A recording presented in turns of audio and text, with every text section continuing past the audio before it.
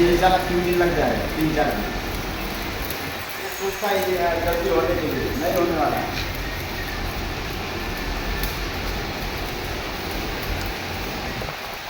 Camera कौन सा बंद है?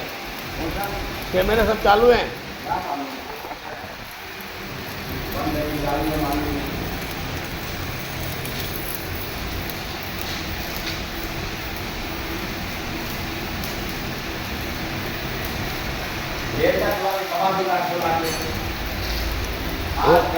हाँ मैं तो मैं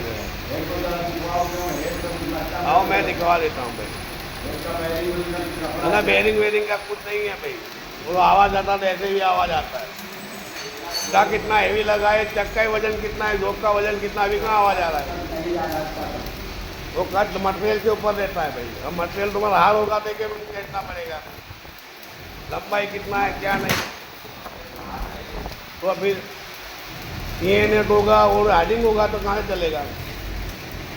ये मशीन ऐसा मेरे 2 आ रहा है, कल बड़े बड़े मशीन 2 आ रहा है, बताऊंगा मैं आपको।